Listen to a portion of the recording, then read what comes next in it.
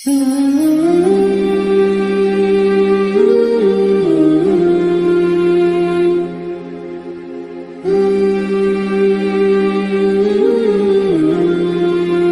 di Kabupaten Karanganyar, gitu kan ya. Hanya saja, ya kita eman-eman, gitu kan. Saya juga orang Batu, saya juga memberikan kritik untuk kami yang ada di Batu. Sosialisasi saat itu kami anggap itu kurang maksimal. Loh, kenapa? Karena satu desa cuma satu orang. Mulai dikai sangu kan gitu tuh ya, rampung selesai kan gitu kan. Eman-eman banget, gitu kan. Seandainya saat itu gitu kan, duit yang ada itu dikasihkan saja kepada Batu Kecamatan, kemudian Batu Kecamatan silakan mengundang sebanyak-banyaknya guru di TPQ di kecamatan itu gitu kan, dan kemudian sosialisasinya itu dimaksimalkan, maka insya Allah itu dengan begitu. Tapi ya gimana lagi kan gitu kan, karena ya memang aturannya sudah begitu gitu. Ya kalau saya sih seneng-seneng aja, kalau saya jadi tim trainernya kan gitu tuh ya, ya sudah tinggal tanda tangan boleh kayak sangu rampung. Tapi eman-eman, kenapa? Karena cuma 15 menit maksimal setengah jam gitu kan ya. Jadi belum maksimal gitu kan. Nah, oleh karena itu teman-teman semuanya, kalau Batko itu mampu gitu, membuat sebuah pelatihan, training gitu kan, untuk ustadz-ustazah, guru TPQ, Masya Allah gitu kan. Karena mohon maaf nih, kami itu keliling, hampir setiap bulan itu keliling. Kalau nggak 1 bulan sekali, 2 kali itu nyaris hampir pasti gitu kan ya. Walaupun juga kadang-kadang ada kosongnya, karena nanti diisi dengan tim outbound atau tim dongeng kan gitu kan. Itu keliling tuh dari kecamatan ke kecamatan gitu kan, bahkan sampai Wonogiri yang pucuk sana itu. Gak apa-apa, kita datangi untuk apa? Dalam rangka untuk mensosialisasikan yaitu konsep kurikulum TPQ, ada juga yang kaitannya dengan manajemen TPQ, atau bahkan ada juga yang kemudian mintanya khusus, yaitu apa? Metodologi Iqra dan Iqra klasikal, ya kan? Walaupun metodologi cara baca itu banyak sekali, monggo silakan, semuanya bagus, gak ada yang jelek, gak ada yang salah. Tapi kalau seandainya kita itu memakai yang paling simpel, paling sederhana, yang mudah untuk kemudian kita dapati, dan keadaan di TPQ kita itu juga SDM-nya itu juga gampang gitu kan, untuk ngajarkannya ya Iqra, selesai kan begitu kan.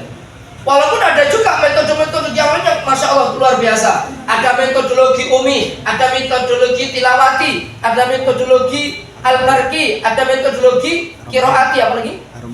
Haromain, ada kemudian Al-Husna, ada kemudian banyak sekali, apa lagi Ustaz? Sakifa, ya kan? Uskiba, apa lagi? Anaba, ya kan? Anaba Ustaz Abdullah Khair ya? Ustaz Abdullah Khair gitu kan ya. Kalau Sakifa itu Ustaz Martakwin, ya kan? Kita juga belajar itu.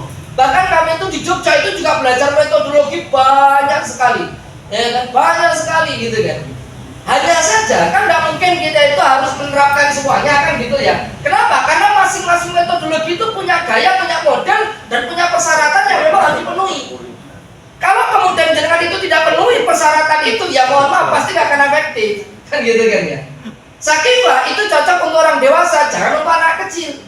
Karena penulisnya sendiri juga ngerti kok, kami juga belajar langsung kepada penulisnya kan gitu kan. Nah kalau metodologi itu kita belajar, kita juga menguasai metodologi itu insya Allah kan begitu kan.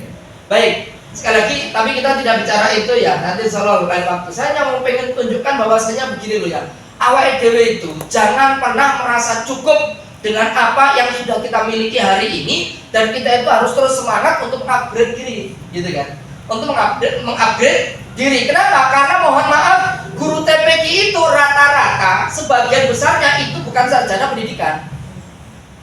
Loh iya loh, wah guru TPA itu pokoknya gaco gelem aja rampung kan gitu kan ya. Loh, golek sing gelem ya angel apa meneh golek sing pinter kan gitu. Makanya nek jenengan itu arep buka lowongan guru TPQ ora usah kakean syarat, ora usah kakean syaratnya kudu ngene, kudu hafal ngene, alah kangelan ya toh ya. Syaratnya siji wae, dibutuhkan guru TPQ, nek perlu ana gajine pira, syarat gelem wis ngono tok rampung. Engkau nek karo ngaku baru kemudian di upgrade, ditandani lo kan gitu toh ya. Sudah begitu saja.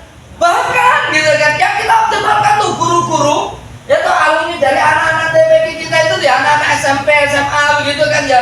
Ya apa-apa. Itu apalagi rata-rata TPQ yang sebagaimana dikake Pak Ketua Batu Lawean tadi itu, yaitu apa jadi mau guru TPQ ada nanti ujung tombak karo ujung tombok gitu tuh ya. Orang tuh gaji malah kemudian nomboki, lu kan gitu tuh. Ya tapi alhamdulillah itu masya Allah kota Surakarta ini perhatiannya cukup bagus gitu ya. Ada bantuan ini dana yang luar biasa kan gitu kan ya. Ya di beberapa tempat yang lain juga ada, tapi ada juga di beberapa tempat yang lain itu juga tidak optimal. Kenapa? Karena biasanya sing duit ini kan Basnas, ya kan ya. Kalau Basnas itu nggak aktif, Basnas itu nggak orang matching karo Batko LPG yang ngapunten berat. Ngandalkan masjid loh, ya kadang-kadang masjid ada yang care, ada yang tidak. Wah ada juga kadang-kadang nih yang menokai, jenenge santri itu ya minum masjid.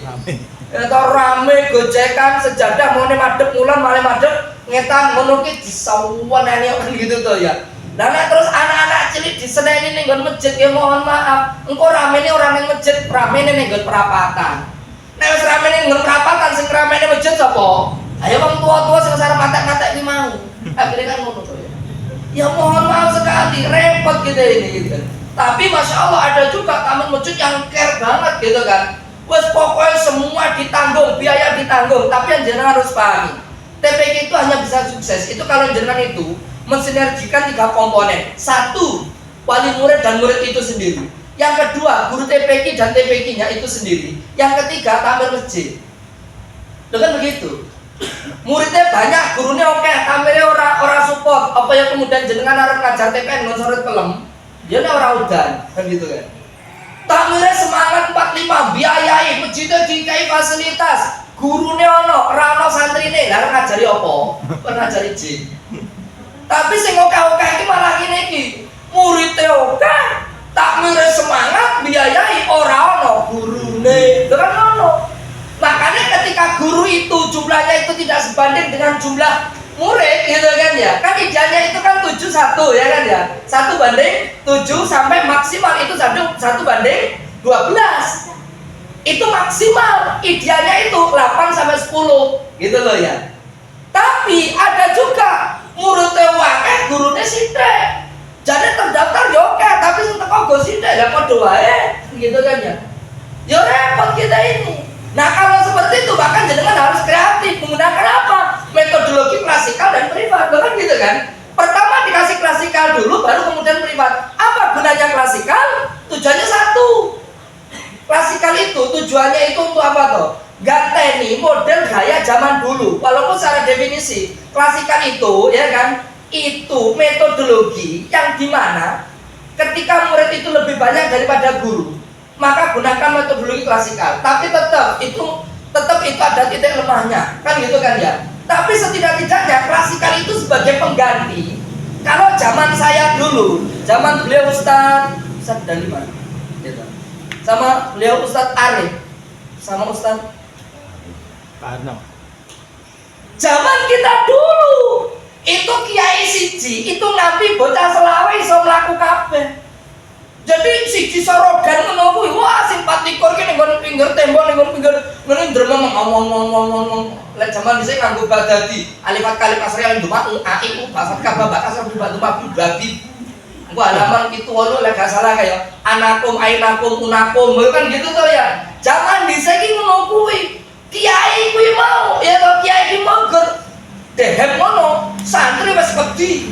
Gur gawa butek cilik ono ki santri wis wedi. Lah saiki lho ya jangankan kok dehem direwangi watok ngantek kelenger ngono ki ya malah gece wae. Kae iki Pak apa kae iki koyo sate kleleten kodhok apa ya malah. Tak kurang ajar bocah saiki gitu.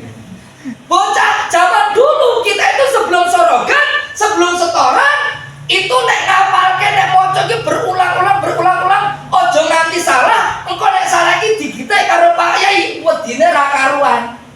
Engko nek nangis lapor wong tua malah disampuki karo wong tua. Lho kan ngono. Lah zaman saiki ngaji ku yo nek pas arep sorogan. Buktine apa? Wong kadang-kadang arep ngaji jenengan titeni. Nek buka ikoi pelah kebaru takok, Pak Ustadz halaman piro? Lah sing ngaji ki kono lho ya halaman kok takok ustadhe kan gitu. Lah apa ustadhe kon ngapalke halaman bocah Saudian ngono kuwi to ya. Ketara nek ra tau diwaca. Lho kan ngono. Ning nggon omah ya padha wae. Wong ning TPA ki anaknya diajari ngaji ning omah malah wong tuane malah tontonannya campur sari karo campur saru. Ayo repot sudah. Ra nyambung. Oleh karena itu TPQ kita harus kreatif. Waktu yang hanya 1 jam dalam itu pun hanya 3 kali dalam 1 pekan, ya caranya efektif, efisien. Nah itu ada namanya metodologi pengelolaan kelas. Bagaimana menjadikan kelas yang hanya 1 jam itu efektif. Piye tekniknya, piye ini. Nah itu kudu sinau. Kan gitu. Baik, kita tidak bicara itu. Nah sekarang kita akan bicara tentang psikologi. Ini ada 64 slide. Jadi kalau 1 slide itu setengah menit, itu rampung entek. Gitu. Padahal nanti nggak sampai. Nggak apa-apa deh. Saya akan awali dulu dengan 1 hadis yang akan menjadi dasar patokan kita. Inna min atyabi ma akala rajulu min kasbihi wa walatu min kasbi. Sesungguhnya yang paling baik dari makanan seseorang adalah hasil jerih payahnya sendiri, dan anak merupakan hasil jerih payah orang tuanya. Gitu loh ya. Anak itu jerih payah orang tuanya. Maka kalau ini dimaknai secara luas itu begini. Guru TPQ itu pahalanya paling oke kaitannya dengan Quran ketimbang guru tahfidz. Lho kok iso? Saya ini ngurusi pondok tahfidz. Saya tinggalnya nego jero komplek pondok tahfidz. Ngurusi bocah SMP putra putri ini berkiling. Paham? Ya nyuwun punten. Tidak hanya itu, kita juga ngurus itu. Maka yang kemudian dia sudah dewasa. Walaupun saya nggak ngajar, ngajar aku mungkin dengan ya. Wah, yo bukan guru Quran itu. Yo dikon bukai, dikon perintisi, yo melu pokoknya melu gawe apik ngono lah sudah gitu ya. Ya mohon maaf tuh ya. Kami paham akan hal itu, metodologi kita juga ngerti. Loh ya kan? Kalau guru tahfidz itu enak, duduk manis, nerima setoran, nek kira-kira kok ngajine jelek, mundur, kon ngulangi meneh, kon murojaah baru nanti maju. Saiki pertanyaan saya, santri-santri iso ngapal Quran sehari, iso ngapal 1 halaman, 2 halaman, bahkan murojaahnya sampai berjus-jus itu tadi, mocone lancar, sing ngajari ngaji, iso moco lancar ki mau guru TPA apa guru tahfidz? Guru TPQ. Bukan guru tahfidz. Wah kadang-kadang yo ono lembaga tahfidz lan santrine nek mamane daftar orang iso ngaji malah ditolak. Lho ya to ya. Lho iya sing diterima kok sing lancar tok, ora lancar golek tempat lain. Lho kan ngono. Mergo apa golek penake. Lah kan gitu. Lah kalau jenengan ngajari bang. Ngono to ya. Wong kadang-kadang yo ngaji sok lali meneh ngono to ya. Tapi hak demi Allah. Kalau jenengan itu lakukan hanya mengharapkan keridhaan Allah. Setiap santri jenengan yang akhirnya ngapal Quran, sing bendino maca lho, sedina lho, murojaah itu 1 juz, 2 juz, 3 juz, itu per hari, dan itu ribuan huruf. Hak demi Allah, mereka dapat pahala sebanyak itu dikalikan 10, itu akan dikekne nggone sampean tanpa mengurangi pahala mereka. Makanya guru TPA insya Allah sesuai mlebune surga luwih dhisik ketimbang guru tahfidz. Ya mergo guru TPA iki ora digaji ki murah iki. Lha to ya. Ya ora apa-apa. Ora entuk donyane ora apa-apa. Lah sing penting kan entuk akhirate kan ngono to ya. Nah, tapi maksud saya itu pengen tegaskan begini. Padha-padha wae dhewe nek kesel, padha-padha wae dhewe ngetokke dhuwit, padha-padha nek jenengan tangga. Kan tangga to jenengan. Lah buktine nek ngeterke apa lomba ngono kae. Ya toh. Ngono kadang yang njaluk gonceng ustazah, Us, gonceng ya tenang. Sing latih sampean, sing gonceng sampean begitu mulai Us, kayane ning bareng ana es cendol enak lho Us. Ya ngerti. Terus esok kira-kira sing nungkoke mau santrine tuku dhewe apa ustazahe? Ustazahe, ya kuwi mau ujung tombak karo ujung tombok ki ning kuwi mau. Ya Allah, luar biasa itu. Pahala jenengan itu luar biasa. Quran jadi syafaat nanti untuk kita. Allah Akbar. Baik. Nah, sekarang ya saat yang dimuliakan oleh Allah. Tapi awake kan ngurusi anak kan ora gampang.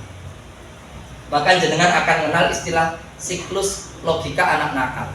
Oke ya, pernah dengar itu ya? Begini. Kenapa kok anak itu dikatakan nakal? Walaupun kalau dalam ilmu psikologi nggak boleh ada namanya anak nakal. Saya belajar pasca sarjana saya itu psikologi walaupun pendidikan, bukan klinis loh ya. Kalau klinis itu lebih bagus. Itu kan, saya pendidikan, psikologi pendidikan. Itu begini. Kenapa kok dalam dunia psikologi itu nggak boleh ada sebutan anak nakal, itu nggak boleh. Karena semua anak itu hakikatnya itu tidak nakal, maka disebut dengan istimewa. Kan gitu kan ya? Atau anak yang berkebutuhan khusus. Kalau andai kata anak itu mendapati keadaan khusus, kan begitu kan ya? Jadi ada anak istimewa, ada anak berkebutuhan khusus, kan begitu. Jadi nggak ada istilah anak nakal. Lah, kalau tuh andai kata menggunakan sebutan anak nakal, kenapa kok anak itu nakal? Gitu. Anak nakal menjadikan orang tua itu murka. Karena orang tua murka, maka Allah murka. Ini pendekatannya itu pendekatan religi kan itu ya. Karena Allah murka, maka keluarga menjadikan tidak berkah. Karena keluarga itu tidak berkah, maka keluarga itu menjadi tidak bahagia. Gara-gara tidak bahagia, anak menjadi nakal. Akhirnya muter begitu terus. Itu yang disebut dengan siklus anak nakal. Tapi anak itu melakukan sesuatu yang mungkin menurut kita itu sehingga kita itu mengatakan dia nakal. Itu mohon maaf, belum tentu dia itu nakal sebenarnya. Gitu kan ya.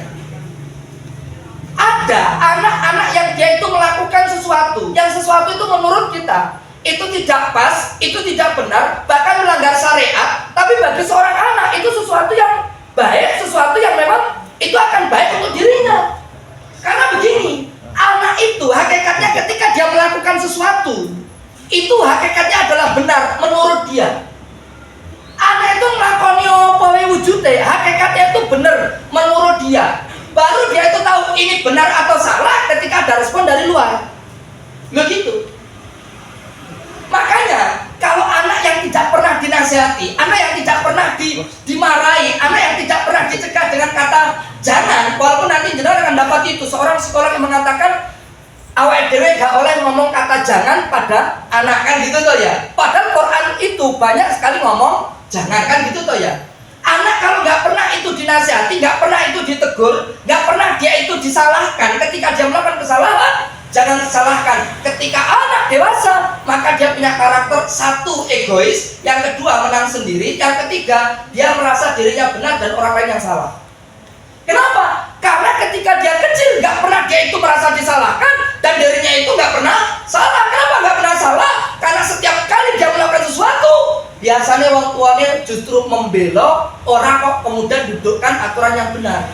Makanya wong Jawa kalau istilah begitu bocah cilik kok tiba sing disalahke padha. Kenapa? Tiba padha nakal, tak gebuke kan begitu toh ya, akhirnya digeblok. Wah wis meneng wis iki sak gebuk padha. Mohon maaf, itu ngajari anak untuk apa? Egois. Anak untuk egois. Ngajari anak untuk apa? Menyalahkan orang lain. Tidak kemudian kita itu ngajarkan kepada anak, dia jatuh, bangun nak. Dia nangis, bangun, kamu bisa, kamu bangun. Anak kalau dibegitukan nanti dia akan bangun. Sebenarnya anak itu pada saat dia jatuh, bukan kok kemudian dia itu nangis itu karena sakit, kurang tentu. Iya, oke, dia nangis karena sakit. Tapi dia itu bukan berarti tidak bisa bangkit lagi, bisa. Tapi kenapa kok dia itu mau pengen orang lain nolong dia? Karena satu, dia pengen perhatian. Dengan begitu kan? Makanya begini, ada anak yang dia itu kadang mencari perhatian, cuma kadang-kadang cara cari perhatiannya itu yang keliru. Mohon maaf, ini kalau andai kata ada kasus begini, ada santri nih mama, wes pokoknya troublemaker, berkele wes pokoknya, wes cilik matisil ngantutan berkele meneh wes remuk-remukan. Kon nulis ora gelem kon maca, rapati yo pinter uteke yo gak ngetik belas. Tapi nek kon ngerusui bolo kanca, wes sudah wes pokoknya. Ngantek gurune wakil lapor teko wes siap-siap klenger gitu kan. Kenapa kok anak melakukan itu? Mohon maaf loh ya, sebenarnya anak itu tidak menginginkan itu sebenarnya. Dia itu jangan-jangan, dia itu hanya mengharapkan perhatian dari orang lain. Kenapa? Karena di rumah terkadang tidak mendapatkan perhatian. Dulu sering itu saya membuat ilustrasi gitu. Ketika anak itu pulang dari sekolahnya, lari dia, ibu aku dapat nilai 100, dapat nilai 100. Ibunya izin masak nenggon dapur, izin lagi goreng tempe. Begitu anak bengok-bengok kon coba bau wantet, sewenang arep mbutoni nilai mau rasa bengak-bengok, ibumu lagi goreng tutuk sodel yo. Kira-kira anak jadi deket ibunya enggak? Enggak. Jadi tutukin nilai 100-nya enggak? Enggak jadi. Akhirnya ya wes nek ibu ora gelem ditutuhi, tak mlayu ngene bapake. Bapake kesel lho bar kerja. Cek layar-layar nonton TV, kadang nonton HP. Bunga-bunga, bapak apa itu? Rasa bengak-bengok. Bapak tuh kesel baru gawe. Menang. Kira-kira situ nggak butuh gue mau. Ya. Mohon maaf nggak jadi. Lah terus akhirnya piye? Dia itu butuh perhatian dari orang tua. Sebenarnya yang diinginkan oleh seorang anak itu simpel saja kok. Hanya satu kata saja. Cukup satu kata saja sudah cukup ya toh kok. Pinter, rampung. Ya syukur ditambahi. Lo kan begitu. Simpel sebenarnya. Bagi seorang anak, betul. Bagi seorang anak, nilai itu segalanya. Walaupun segalanya itu belum tentu harus dinilai. Lo kan begitu. Tapi bagi seorang anak, segala-galanya itu butuh yang namanya penilaian. Butuh yang namanya nilai. Lo kan gitu. Nilai itu bagian dari pengakuan siapa dirinya. Anak itu butuh itu, makanya butuh perhatian. Nanti jenengan akan dapat itu. Masa berapa tahunkah? Makanya ada yang namanya golden age. Usia berapa? 1 sampai berapa tahun? Sampai 7 ada sampai 8. Boleh. Gitu ya. Masing-masing psikolog itu menggunakan ini sendiri.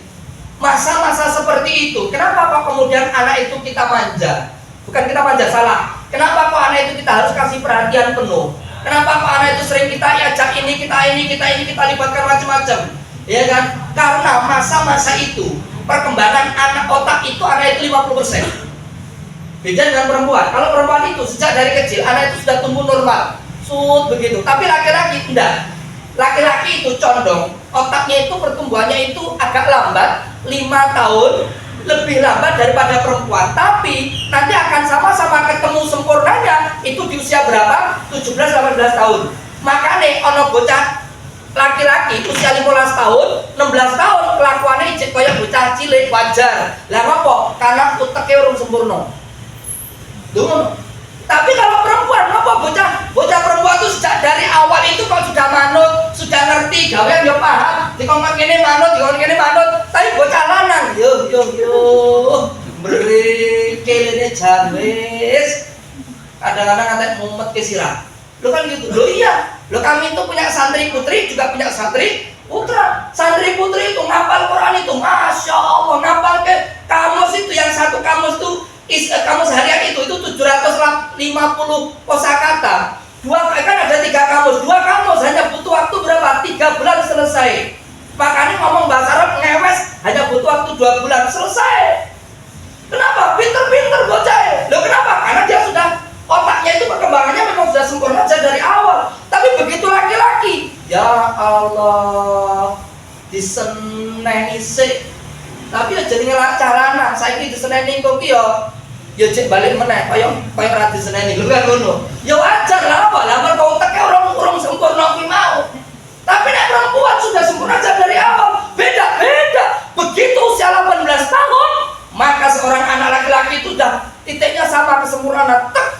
Baru tuh meletek bocah lanang. Ngono, itu udah pasti. Makanya kenapa kok laki-laki harus jadi leader? Kenapa kok kitanya muncul? Kenapa kok dia bisa begini laki-laki? Wajar. Gitu loh ya. Baik, kembali pada pokok permasalahan. Ya, jadi itu tadi siklus anak nakal. Nah, konsep pendidikan kita hari ini, selama ini memang telah melahirkan para alumnus yang menguasai sains dan teknologi melalui pendidikan formal. Nah, akan tetapi pendidikan yang ada belum sepenuhnya berhasil menanamkan nilai-nilai kebajikan. Itu dia. Gelar dan angka itu jadi tujuan utamanya. Jadi ngukurnya hari ini sukses itu apa? Siji gelar, loro nilai, telu pekerjaan.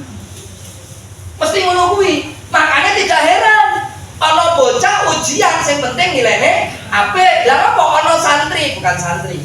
Tetangga saya itu jujur loh, bocah cilik, wong cak kelas 6 SD, dhisik kan jono ujian. Sebelum kurikulum merdeka kan ono ujian. Begitu ujian itu kan pengawalnya kan dituker toh ya. Ternyata didudoi, jawabannya ini didudoi. Gitu toh ya. Lah bocah cilik akhirnya jujur. Wah, kowe apa lo jenenge Bul? Bul, lulus Bul. Apa lo Bul lulusmu? Ayo lah Pak. Awak ditudaya jabar. Loh, ditudaya piye? Ayo, oh ditudaya iki piro iki sing ceplos A, iki B, iki sing C, ngerti kabeh Pak, ditudaya Pak. Lah ngapa kok ditudaya? Karena sekolah iki mau wedi nek ana murid sing ora lulus, engko dhek sekolah iki mesti ora payu. Lho ngono. Sekolahnya ora payu, makane oke.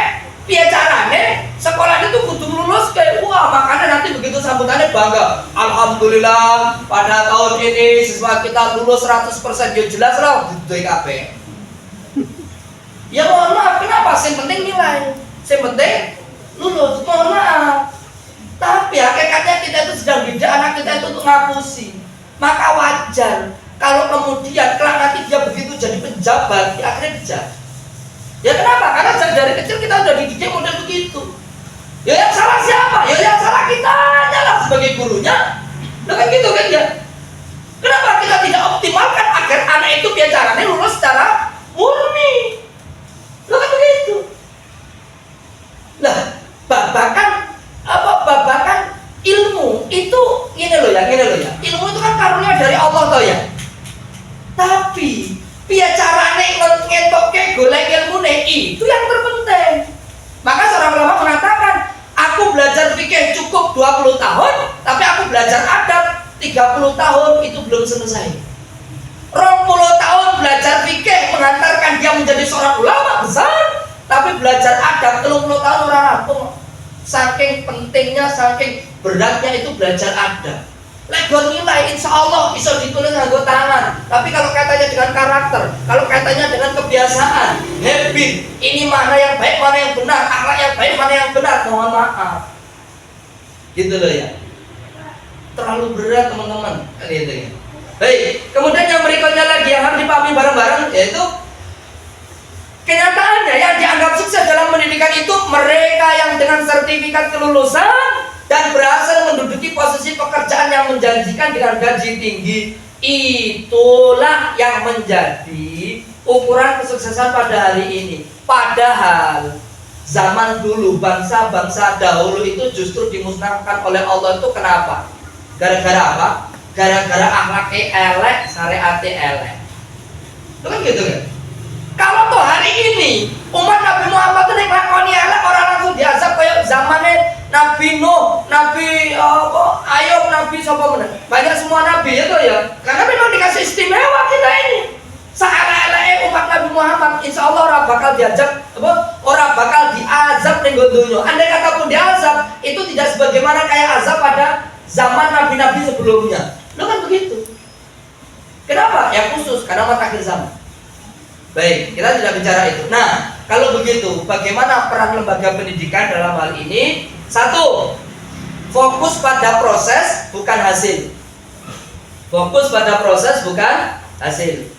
Kenapa? Karena proses itu akan berbanding lurus dengan hasil. Kalau prosesnya jenengan bagus, maka berbanding lurus dengan hasilnya pasti bagus. Kalau jenengan prosesnya itu baik, maka jenengan akan mendapati hasil yang baik. Kalau proses jenengan itu sungguh-sungguh, pasti jenengan akan mendapatkan kesuksesan. Maka sekali lagi, usaha tidak akan mengkhianati hasil, dan proses itu berbanding lurus dengan hasil. Kita tidak dituntut hasil, iya, tapi kita itu hanya dituntut proses. Karena hasil itu milik hak prerogatif Allah. Begitu cara menunjukkan kita. Jadi fokus pada proses bukan hasil. Insya Allah, pokoknya prosesnya apa? Insya Allah nanti baik. Makanya sering saya katakan, podo-podo sampai itu ngajar, kesele podo, capeknya podo, mangkele yo podo, apa meneh? Ngentokke duite yo podo, ya kan? Ngentokke tenagane yo podo, ngopo kawet dhewe orang ngelola TPA itu secara sungguh-sungguh. Maka yo dianu lho, masa itu yo dipetakan betul, di manajemen betul, di ini betul kan gitu. Kami itu jenengan gunakan aja lah buku panduan miliknya provinsi itu dan cukup lah itu. Saya sama teman-teman juga tulis buku sendiri, manajemen pengelolaan TPQ dan kurikulum itu kami juga tulis sendiri. Karena itu hasil kami dulu waktu dididik di Jogja. Kami juga belajar dengan teman-teman di AMM, lama di sana juga. Akhirnya pindah ke Solo itu terus nulis buku itu, buku manajemen Taman Pendidikan Al-Quran dan Kurikulum gitu kan. Tapi versi yang sesuai dengan penelitian kita. Sampai segitunya dalam rangka apa? Dalam rangka untuk menjadikan TPQ kita itu biar bagus. Cuma itu saja lah gitu kan. Yang kedua, fokus pada kelebihan bukan kekurangan. Setiap anak itu punya kelebihan, walaupun setiap anak punya kekurangan. Tapi kalau kemudian kita fokus pada kekurangan sehingga kita mengabaikan kelebihan, rugi kita. Gitu loh ya. Maka fokus pada kelebihan. Kelebihan anak ini apa? Maka itu yang dioptimalkan. Gak usah bicara kekurangannya. Kekurangannya betul harus kita tutupi. Tetapi kita mengoptimalkan kelebihan dia itu lebih bagus. Gitu loh. Baik. Yang nomor ketiga, posisikan. Pasti yang namanya anak itu punya titik buta atau apa? Blind spot. Bahasa Inggrisnya biasa. Blind, betul ya? Blind spot. Gitu ya. Maksud saya itu begini loh ya. Kenapa kok anak itu butuh yang namanya orang lain? Kenapa kok butuh seorang pendidik ini? Jangankan kok anak ya, awake dhewe itu loh ya. Awake dhewe itu juga butuh orang lain. Sering saya tuh buat ilustrasi, yang ilustrasi ini kami dapat itu dari mentor motivator kami itu begini. Beliau mengatakan kita semuanya kenal namanya Muhammad Ali ya. Siapa Muhammad Ali itu? Petinju ya. Kelas berat dunia ya, sampai pensiun gelar juara dunia itu tidak teralihkan oleh siapapun sampai dia pensiun. Kan biasanya sebelum pensiun itu sudah diambil oleh orang lain. Itu gelar juara dunia itu bisa jadi begitu, berpindah-pindah sampai dia pensiun. Ini Muhammad Ali sampai pensiun, gelar juara dunia itu masih ada di sabuknya dia, masih ada di dia. Tapi yang namanya Muhammad Ali itu sehebat-hebatnya Muhammad Ali, juara dunia, itu masih butuh yang namanya dunde. Siapa dunde itu? Pelatihnya. Padahal saya yakin seyakin-yakinnya, seandainya dunde dengan Muhammad Ali itu didu dengan ring tinju, saya masih yakin menang Muhammad Ali. Tapi kenapa Muhammad Ali masih butuh dunde? Karena Muhammad Ali itu sadar pasti ada titik buta, ada titik yang dimana dia tidak tahu kelemahan dirinya sendiri. Loh iya, jangankan kok itu, Allah tuh ternyata memberikan logika yang menarik sekali. Ada bagian tubuh kita itu, seumur hidup kita itu nggak pernah mungkin untuk bisa melihat secara langsung, walaupun posisinya itu nggak sampai sejengkal. Mata kita ini nggak bisa melihat bagian indera kita itu yang melihatnya secara langsung, walaupun paling pendek, paling dekat dengan mata. Apa itu? Telinga. Pernah sampai ndelok telinga langsung? Gak iso.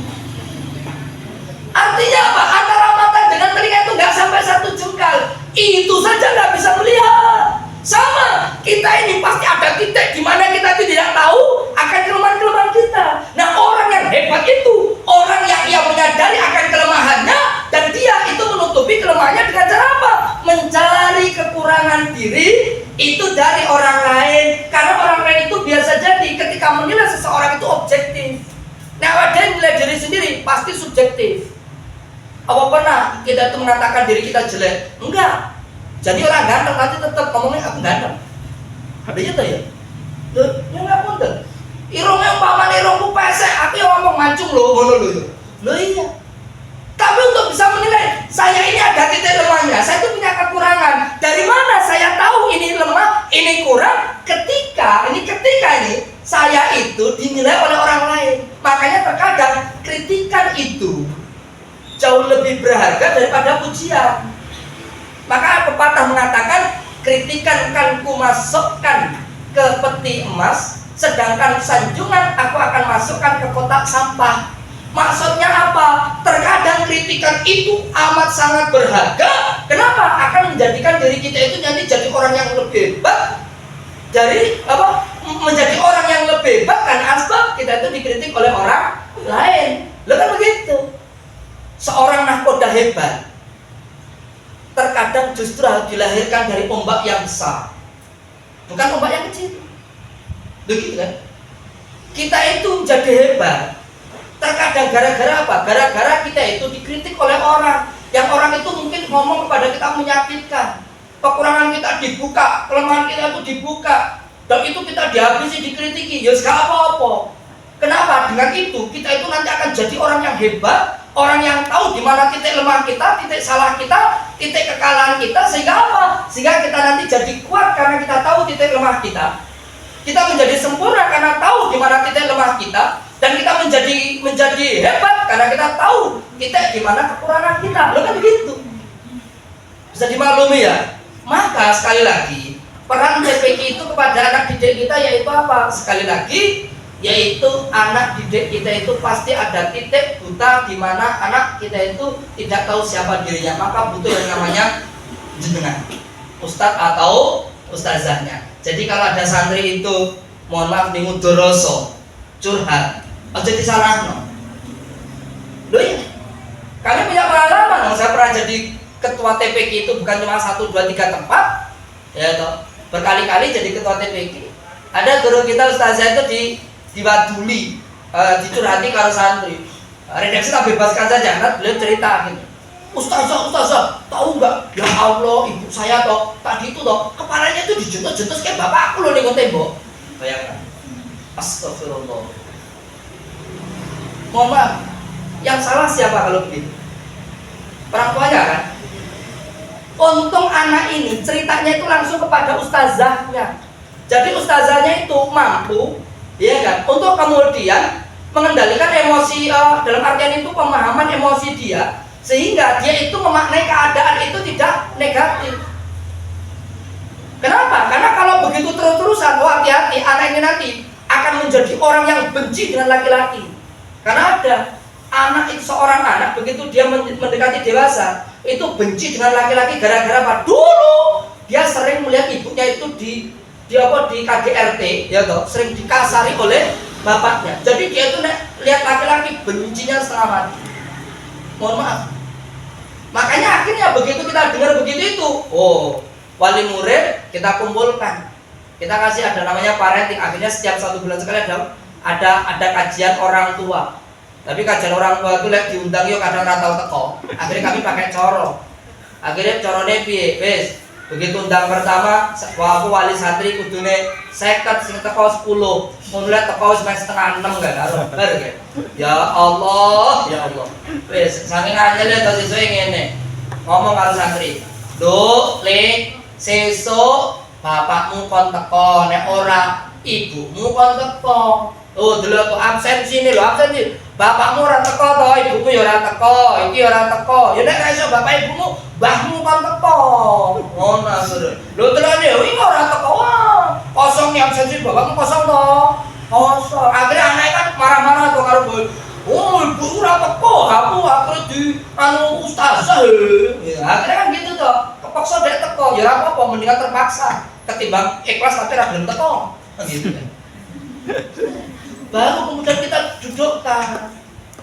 Maksud kita apa akhirnya kan, ibu-ibu, bapak-bapak? Kalau jenengan itu punya masalah, wajar. Setiap orang pasti punya masalah dengan keluarga, wajar. Tapi jangan menunjukkan, ya toh, ketika kita itu sedang ada masalah itu kepada anak-anak kita. Kenapa? Kasihan anak-anak kita nanti jadi korban.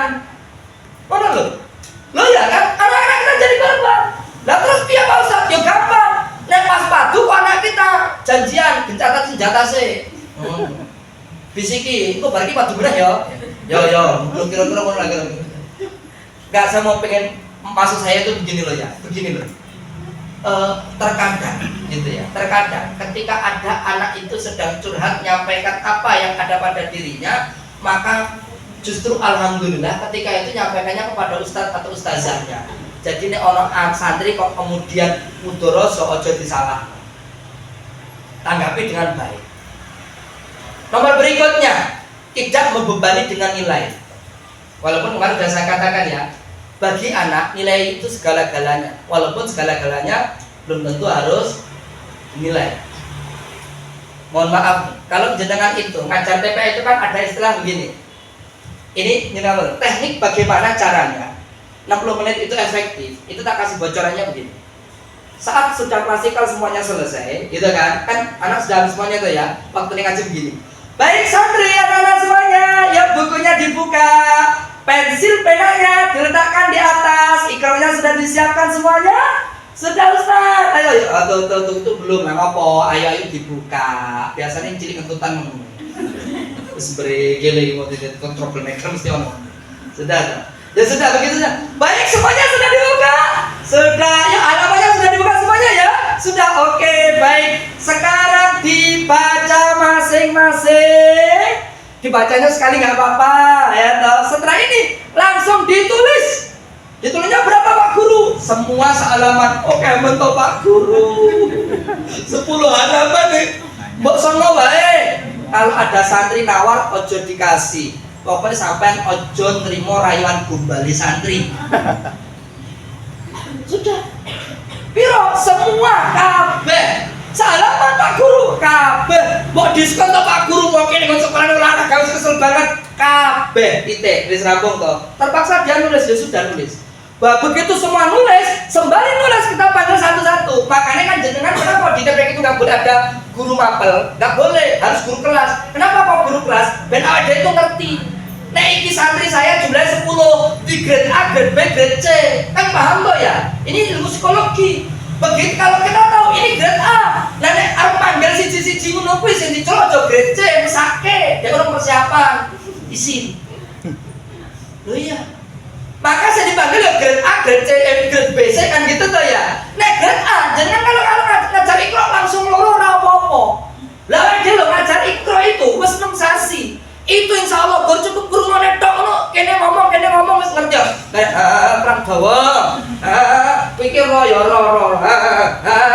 Kedawan. Ngono sapal kita. Lah apa wis 6 sasi minimal jenengan tuh nyimak ikro insya Allah. Ngaji ono apa suara salah ngono ki dengan kuping rasane wis gak ngenaki. Apa meneh Ramadan. Kadang-kadang ngaji di speaker ke bau water dhuwur. Yo nek ngajine enak ngono ora apa-apa. Iki ngaji di suara-suara, ge suarane serak-serak kemerosak ben enaki. Arep turu ra sedo turu. Lah apa? Mergo keri kupinge. Lho apa? Ngajine elek. Yo kan ngono to.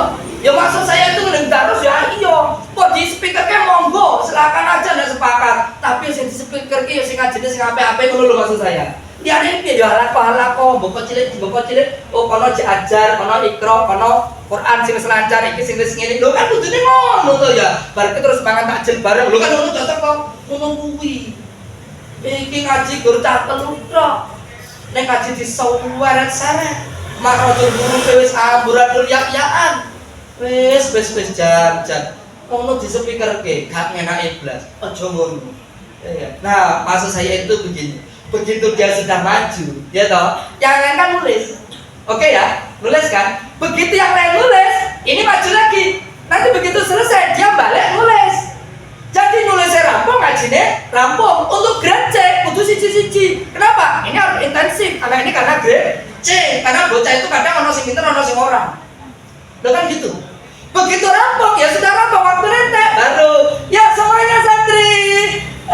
Tulisannya dikumpulkan. Biasanya si troublemaker semua terus ngomong, Ustaz, aku belum rampung. Lah mau pancane nulis malah sini pancane pintu kira. Pancane nulis ngapsani begitu dhewe ora rampung. Lah nek ngono piye? Jenengan enggak boleh kemudian toleransi kepada anak-anak model begitu. Pokoknya kumpul. Ora rampung lho, entuk separuh kumpul, semua dikumpul. Jenengan kasih nilai. Cara ngasih nilai untuk anak ini katanya dengan psikologi. Jangan benar salahnya nulis. Nek salah benar, saya yakin tulisannya santri salah kabeh orang itu. Lho piye ra salah? Ora iya mengisor ora dadak jengat bareng iki ngopo. Ora enggak iki piye kan itu. Tapi ya tetep ro bagi dia. Lang ki yo ngene, lah kok dadak ngene-ngene. Yes bener, sing penting mau nulis oke, nek 10 baris ya 100. Sing nulisnya 8 baris ya 80. Sing brekele iki mau nulisnya goreng tuh 3,5 ya 3,5. Ngono ae to ya. Ora apa-apa, sampean gak usah marah. Wis bagi balekke santri iku mesti pamer nilai. Akhire nduk piro?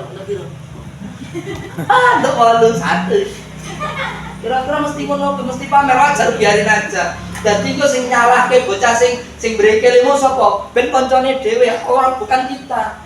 Baru kalau anak ini nanti kok berkali-kali begitu terus, jenengan itu cara menasihatinya simpel. jangan dinasihati di depan orang banyak. Karena anak seperti ini kadang-kadang ada masalah. Kecuali kalau hanya sesekali, boleh dengan langsung seneni anak itu, tanda petik seneni itu ditegur saat itu nggak apa-apa. Karena itu hanya kesalahan insidental yang itu biar menjadikan pembelajaran yang lain, ini itu salah. Tapi kalau anak itu melakukan kesalahan kok berulang-ulang dan sudah dinasihati berulang-ulang, mohon maaf, panggil secara khusus. Begitu selesai semuanya pulang, dia jangan pulang terakhiran. Baru tanya, Mas, saya mau tanya deh, kenapa sih kamu kok tadi kok nggak mau nulis, kenapa sih? Ustaz, oh iya, teman begitu, wah ini wajar.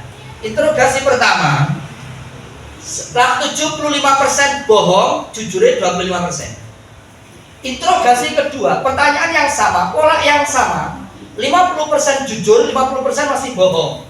Interogasi yang ketiga, di hari yang berbeda, ya toh, pertanyaannya sama, kasusnya nggak jauh beda. Bisa jadi 75% itu jujur, 25% masih bohong. Baru yang keempat atau bahkan kelima atau yang keenam, baru jangan-jangan dia itu jujur. Jujurnya kenapa sih Mas? Iya Bos, saya itu begini-begini. Nah, berarti anak itu melakukan itu sajane bukan karena diem. Anak itu mau pengen dapat perhatian dari gurunya. Kenapa? Karena dia itu pengen diperhatikan. Oleh siapa? Aslinya ke orang tuanya. Tapi mergo orang tuanya orang ngerti, orang paham psikologi perkembangan anak. Terus bae gaco, rabi sing penting duwe anak. Ya repot. Akhirnya dadine ngene iki. Ya toh. Ya mohon maaf wajar. Nah kemudian jenengan juga nek trimo santri TPA, ya ora usah kok ideal-ideal banget. Ya kadang-kadang ada yang kudu rada-rada longgar sithik. Sing daftar ke TPA iki ora kok wong tuane, kadang koncone. Lho iya. Us, kanca karo ngaji TPA oleh apa ora? Ya oleh. Dikro urunge, ya wis. Iki kro sesuk bapakmu kon bayar nggo duit ya 5.000. Nggih, Us. Ya wajar. Lah kok ya bapak jenengmu sapa? Tony? Ayo wis. Nama lengkap yo mbok, anu yo mbok. Wis gitu to ya. Just gak apa-apa. Baru nanti pelan tapi pasti ada pembinaan yang namanya parenting untuk wali murid. Yang itu 1 bulan sekali tadi. Caranya nek gak gelem teko ya sing diseneni anak iku mau. Mbokmu ki ra teko lho iki. Oh mosok mbokmu absene kosong. Kok bendeke diseneni karo anake dhewe. Ngono. Akhire padha tekoke. Lho kan gitu tuh. Ya Allah. Baik. Karek 4 menit. Lanjut. Itu lagi ya. Baru 4. Yang berikutnya, bangun kepercayaan diri pada Anda. Kepercayaan itu mampu mengalahkan kebodohan. Gitu kan ya. Terkadang kepercayaan itu mampu mengalahkan kebodohan. Makanya kenapa jenengan itu dipercaya oleh orang? Karena orang itu tahu jenengan itu pasti bisa. Padahal masih banyak orang yang lebih bisa daripada jenengan. Gitu loh ya. Jadi kalau ada orang tuh mempercayai kita, ya toh, bukan berarti kita itu orang pinter, bukan kita orang pinter. Makanya ada istilah, apa bedanya orang bisa dengan orang tidak bisa? Pernah dengar kalimat ini ya? Ini kan biasanya diajarkan oleh para trainer motivator. Apa bedanya orang bisa dengan orang tidak bisa? Cung, sing saya itu door press, hadiah, serius. Tapi apa Pak? Nah, sing saya jawab, Cung, 1 kata saja. Apa bedanya orang yang bisa dengan orang tidak bisa? Acung. Serius? Tidak ada. Acung dulu. Gak apa-apa. Tidak. Salah gak apa-apa. Kata tidak. Hanya 1 kata saja. Apa Mi? Tidak. Belum. 1 kata saja. Tidak. Belum. Paham belum? 1 kata saja. Apa bedanya orang bisa dengan orang tidak bisa? Niat. Belum. Tak kasih kisi-kisinya. Huruf awalnya B. Berani. Salah. Berusaha belum. Ayo B. Belajar belum, berani belum. Usaha belum. Ya wes lah, nanti berproses buat saya aja lah. Bedanya orang yang bisa dengan orang tidak bisa adalah biasa. Biasa apa maksudnya? Loh, ya ngapunten. Saya ngomong di depan orang banyak begini ini. Jangankan kalau cuma 1 jam, lah kok 3 jam lah. Saya kelengar malah sampai sing ngomong. Insya Allah saya kuat. Bukan gitu loh ya. Loh kenapa kok begitu? Ya ngapunten. Karena kita itu sejak dari dulu iku sudah terbiasa ngomong di depan orang banyak, gitu loh ya. Ngomong di depan orang sedikit, orang banyak, orang 1000 orang biasa saja, karena sudah biasa. Jadi seolah-olah menjadi orang yang bisa, padahal hanya karena biasa. Logikanya simpel. Dulu waktu pertama kali pengalaman jadi khotib Jumat, waktu jadi mahasiswa karena marbot kepepet. Dari Imam Masjid apa khotib iki yo izin kok dadakan. Ora ono sing ganteni, akhirnya marbot sing kon ganteni. Ya Allah, tak woco iki lho. Ngetek kelenger mingir. Dihafal ki kowe iku ben ora ndredeg. Begitu munggah mimbar ki ndelok ke jamaah ngono. Mabak tuh. Delok itu di pokok ira kabeh. Mabeng itu hafal yang ndredeg penusulan itu kan ya. Makanya orang khotib kok dilanjut nunggu ketara gitu, mesti khotibin ndredeg pemantan ndredeg. Wajar, kenapa? Karena kita itu belum biasa. Karena kita belum biasa, akhirnya menjadi tidak bisa. Karena kita terbiasa, akhirnya menjadi bisa. Nah, untuk menjadi bisa, itu harus ada 2 syarat. Syaratnya 2. Sing iso jawab ngacung, hadiah lagi. Tak kasih kisinya. Huruf pertama U, huruf yang kedua lagi itu apa? Huruf pertama U, terus L. Jadi U ditambah L. U-nya apa? L-nya apa? Cung. Usaha. Latihan. Oke, 1. Sudah dapat terus dulu ya. Mau panitia udah enggak? Latihan berarti tinggal U. Salah. Kacung dulu. Bentuk dulu, guys. U. Ayo U. Usaha salah, masih belum. L-nya tadi sudah latihan. U-nya apa? Ulangi. Ya sudah. Berarti dosennya itu Pak Ketua. Wes gak boleh ada Pak Ketua, wes gak boleh. Latihan dan ulangi, latihan ulangi, akhirnya menjadi bisa. Gitu loh ya. Dengan bisa apa? Dengan biasa akhirnya menjadi bisa. Sama, dengan itu bisa nggak jadi guru TPG? Bisa. Caranya dia biasa. Dia akan menjadi biasa. Latihan, ulangi, latihan lagi, ulangi terus begitu. Lama-lama akan menjadi biasa. Dengan biasa itu akhirnya menjadi bisa. Itu loh bedanya orang bisa dengan orang yang tidak bisa. Jangan bisa nggak ngomong di depan orang banyak itu orang nervous, orang deg-deg ngomong mau sampai saja orang mandek-mandek, orang jam orang mandek-mandek. Bisa. Caranya gimana? Latihan, ulangi, lama-lama akan menjadi biasa. Dengan biasa maka akan menjadi bisa. Itu loh bedanya. Simple. Gitu. Baik. Kembali kepada pokok permasalahan teman-teman semua. Nah, bangun kepercayaan diri pada anak. Kenapa? Kepercayaan akan mengalahkan kebodohan. Jenengan itu bukan orang yang pintar, iya. Tapi karena orang itu percaya, maka kepercayaan itu akan mengalahkan kebodohan kita. Kan gitu kan? Baik, yang berikutnya itu apa? Siapkan mental untuk terus berubah. Jadi menjadi mental pemenang, jangan mental pecundang. Apa bedanya mental pemenang dengan mental pecundang? Mental pemenang itu musuhnya kaya apa wae, waktune lawan ya lawan, gelut ya gelut. Urusan kalah urusan buri, sebenarnya aku nglawan sih. Tapi kalau mental pecundang, ngerti lah kok musuhnya kok keker banget.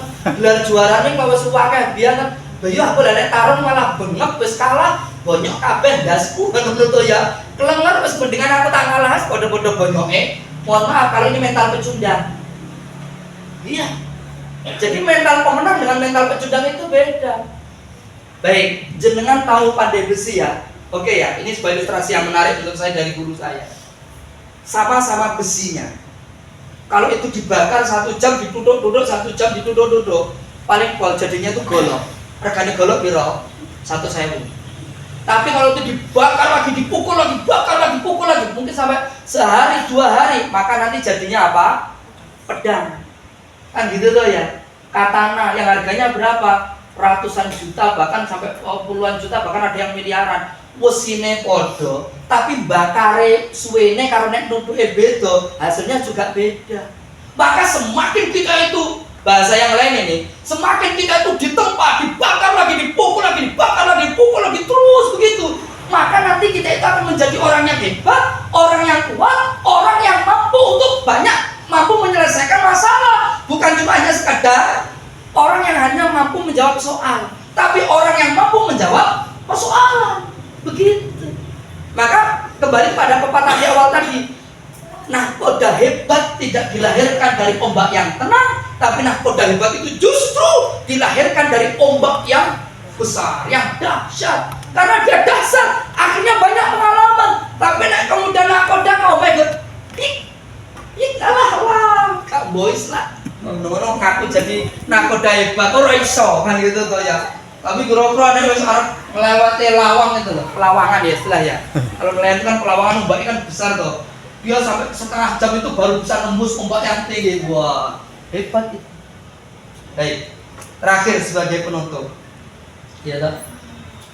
Yang berikutnya adalah fokus pada solusi bukan kebenaran, fokus pada pembiasaan dan kemudian kasih motivasi dan menghargai. Apa yang dimaksud dengan fokus pada solusi bukan pembenaran? Begini, jangan pernah ya dapati anak kita itu salah, pernah ya? Baik. Kalau kemudian anak didik kita itu salah, terus kemudian kita ngomong kamu salah, iya, tapi bukan begitu cara mendudukkan masalah, gitu ya?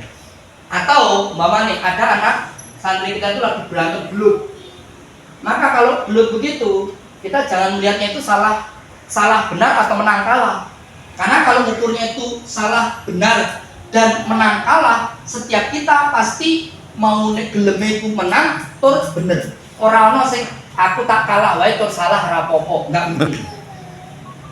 Pasti maunya kita itu benar dan maunya kita menang. Pasti ya.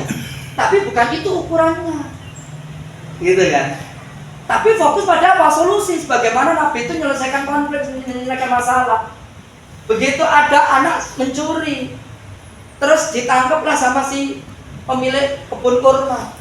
Dibawa ke hadapan Nabi, ditanya, nak kamu mencuri? Iya betul, mencuri iya. Kenapa kamu mencuri? Karena aku lapar. Oh lapar. Setelah itu Nabi kasih solusi. Kalau kamu lapar jangan ambil yang di atas, ambil yang sudah jatuh. Setelah itu Nabi mendoakan. Begitu. Makanya ketika ada anak bermasalah, maka tahapan yang harus kita lakukan apa? Satu, klarifikasi. Bahasa yang lain tabayun. Kita bayun ke. Kenapa sih nak kamu kok begini? Kenapa kok kamu begini? Kamu kok begini? Kenapa sih? Tadi kamu melakukan ini gimana sih?